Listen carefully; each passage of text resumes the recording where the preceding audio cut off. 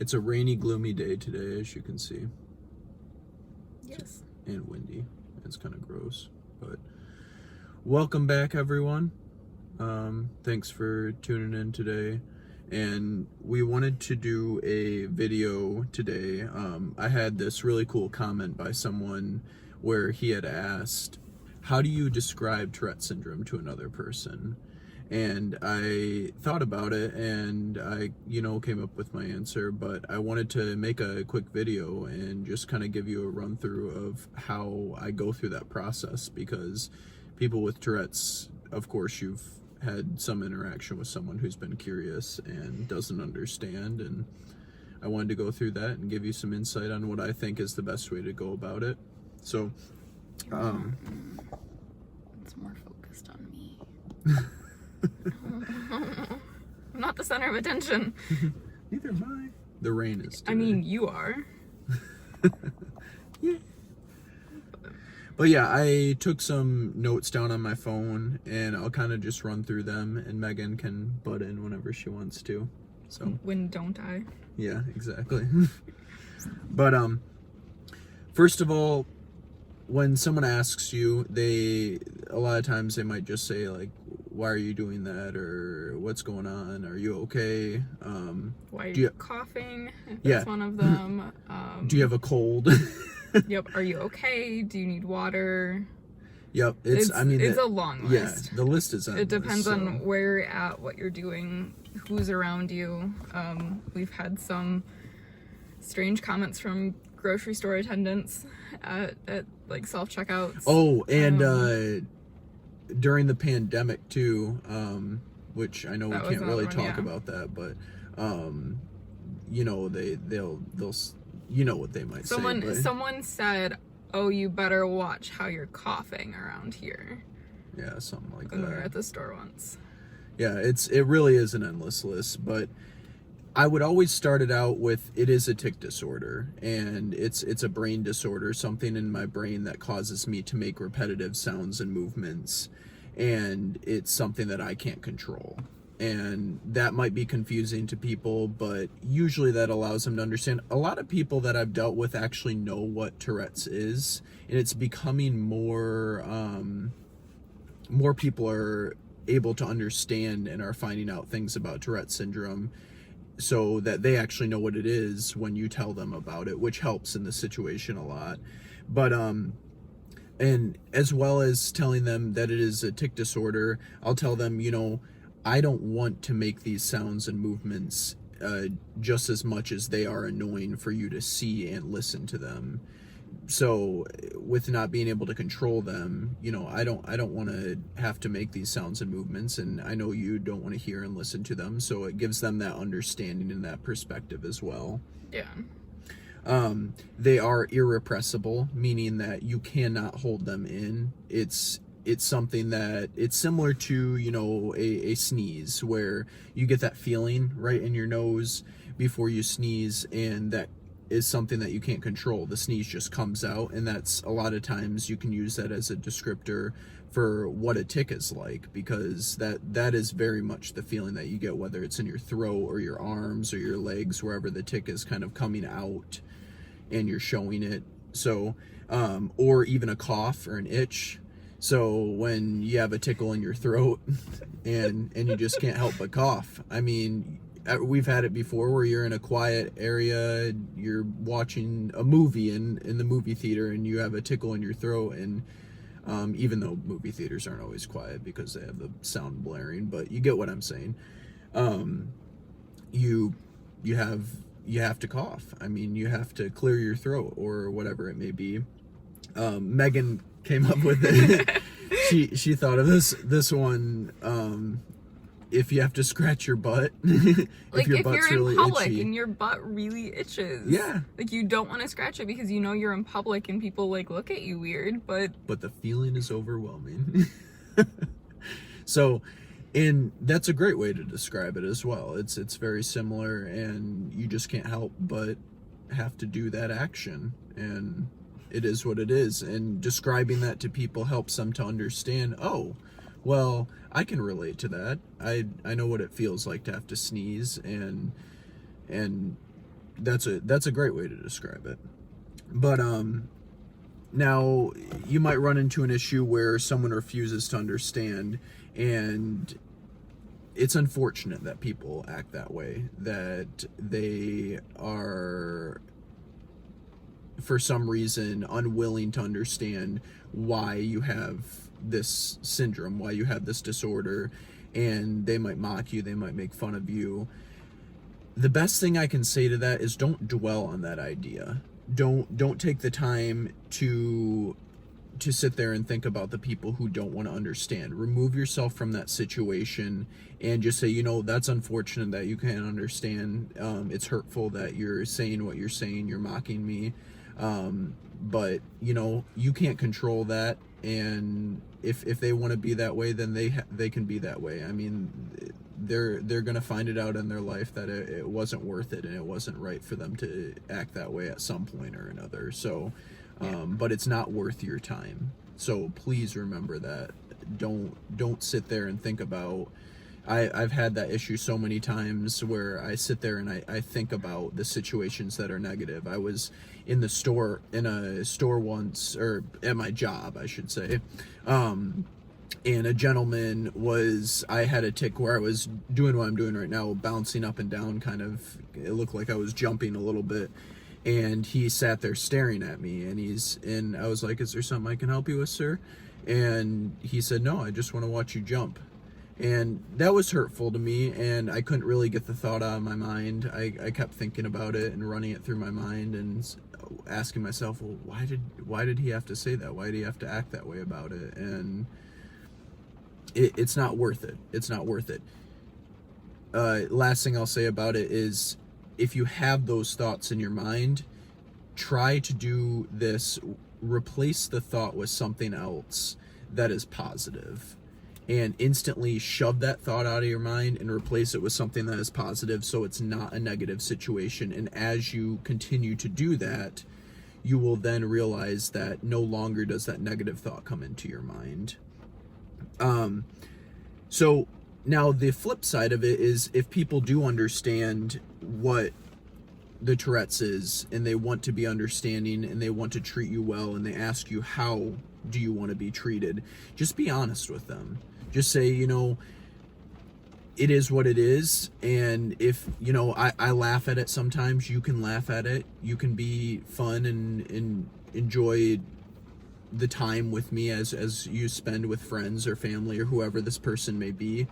But just be honest with them and help them to understand that they don't need to feel like they need to be guarded from making a comment about it or asking a question. People are curious. They're very curious. We're all very curious. And if you want to ask a question, then, or if they want to ask a question, then say, yeah, go ahead. Might as well. It's all about the circumstance and the person and people who you are with and who you're around. So he did not, what, you didn't want to tell me about it for the first 8 months of our relationship?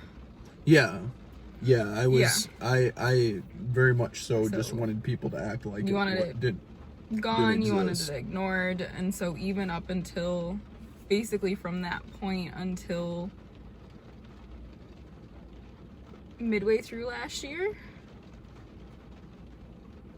yeah, the end of last year, like roughly, and you wanted it ignored by me. You wanted just to act like it didn't exist. Yeah, no comments, no giggles, because there are some funny moments. Yeah, I'm not gonna lie. There are some funny moments. There's some interesting moments. It makes day-to-day life different and more interesting, especially the suggestive ones. Yep. Because those you're both feeding into it. Then it's not one person. It's not anything. It's you're both feeding into it. Yeah. And you have to continue to update the people that are important in your life on how you want to be treated. It's just like your identity. It's just like what name you want to be called. It all falls under the same and similar things, where keep updating people as it changes. Yeah. So your family, even your parents, they thought basically since you got diagnosed up until again, sort of end of last year, that you just wanted it ignored. Yeah, and that's how I expressed it to them, and that hurt me in the long run, because then I was less willing to understand and to be able to realize that this is a part of my life, and it is what it is, and it's something that I can't control. And once you can realize that and come to that conclusion, it's much easier to be understanding with people and to be open with people. So but yeah, and with that, you want to take the time to find people who are supportive, like she was saying, to find people who understand you and want to help you, because those are the people that are going to provide the most positive experiences for you, and maybe even help you see your Tourette syndrome in a different light. You okay over there? Yeah, I'm getting hiccups. And talk to those people. Just be honest with them. If you have struggles, if people are mocking you and causing you grief, be honest with them and tell them about the situation, because if you hold it down inside you, then it's only going to make things worse. It's only going to make you consistently think about those negative experiences, and it's just going to cause a overall negative experience for yourself. And you want to be honest. Find one person or your significant other and talk to them about it, and it's so helpful in the long run. I can say that from experience. Another huge point is and this is for people who have Tourette syndrome or a tic disorder or anything really. I mean, it applies to a lot of situations. Anxiety and stress make the situation worse. And so whether that's finding what things cause anxiety, what things cause stress for yourself, and trying to avoid that in a way, or at least work through it in a way that is going to allow you to be able to reduce those factors. And if that's saying, well, I don't want to go out and do this thing in the public, well, then see if someone will go with you and provide support. Yeah, don't just ignore it. Exactly. If exactly. you Yes. ignore it and put it in a spot in your brain where this is always going to happen if I go out. People are going to constantly be staring at me. People are going to be making comments. People are going to be thinking of these things. That's going to make it worse in the end. Yep. And I mean, you have that from experience with school. Oh yeah. Oh yeah. Even just simple things like going out to the store and stuff. Do it in little increments. I know a lot of people talk about this with like travel anxiety and a lot of social anxiety things. It's just slowly re-expose yourself to them. Yeah. Do something so you get rewarded for it. Like if we went out shopping, like, okay, let's go get a drink after. Yeah. You know, or buy something after. Yeah. Like buy something you want. Make it a positive situation. Your brain remembers these things, and you need to understand that your brain makes these connections. If every time that you go to the store, you are constantly thinking about what are people thinking of me? Do I look weird? You're thinking all these negative things. You are reinforcing that negative experience in your brain, and you're causing yourself to then think badly about having to do that again later on. And what I used to do, this was probably started 4 years ago, maybe 5. You know, not at the beginning of our relationship, but a little bit after that, is when we'd go out in stores, and this is before you had, I don't want to say a major breakdown with going out shopping and going out to stores. It's like you were okay doing it. It was before. Yeah, before the tics really started to get worse. Started to get worse. Like we would hold hands, and I'd notice if you were looking around, if you were starting to like refold in back on yourself, like I would squeeze your hand. Yeah. Like that's the reason I was doing it. I don't think you realized then. But it's like just drawing you back into that moment. So bring someone with you, bring something with you, I'm sitting here fidgeting with a hair tie. It's something. It's a comfort to factor. Kind of bring you back to that moment and realize what you were supposed to be doing while you were out, instead of just sitting in your head with it all. Yeah. So that is a major part. Yeah, that's a great point. And then the opposite side of that is when you're relaxed. And a great example is when you're sleeping or trying to fall asleep at night. The tics are almost like non-existent for me. And so being able to create those situations so you feel more relaxed in them, the situation is going to end up being better in the end. And it allows you to be able to get through that situation in a way that is more positive. So find those triggers and create a way so that you can feel relaxed in them, in whatever way that is that works for you. That's perfect.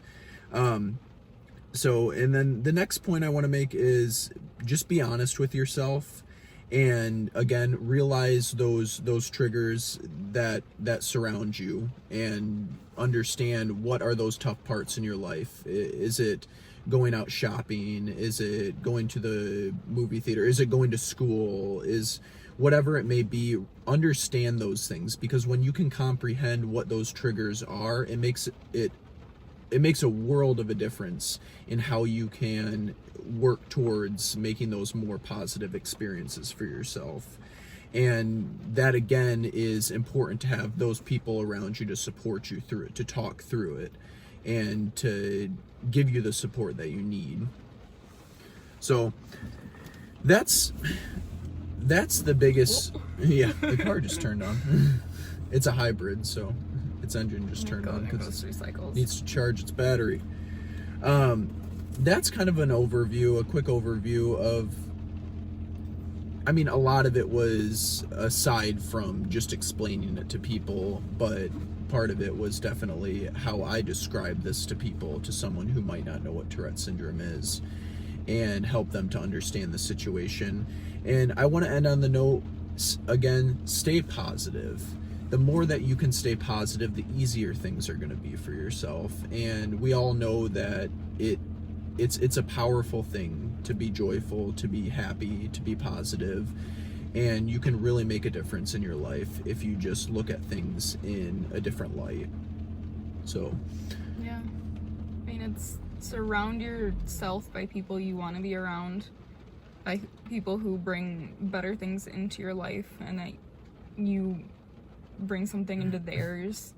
Obviously, you can't get out of 100% of situations. Yes. Obviously, yeah. like, you go back to work, you go back to school, things happen, you can't necessarily get away from them, but make sure you have people, whether it's your boss, whether it's a coworker, a friend, a teacher, someone in the same area as you. It doesn't even have to be someone you really know, but they can intervene in a situation. They can help you step back and be like, okay, just need a minute, just the amount of times I've had people who were close to me and they jumped into the situation for me and they said, hey, just leave him alone, like, this is something he can't help. It's so wonderful, and it's such a good feeling. Even though it might be a little embarrassing, it's such a good feeling to have someone to come up to bat for you. I mean, on a minor level, it could be considered bullying. It's, yeah, you know, getting someone on your side,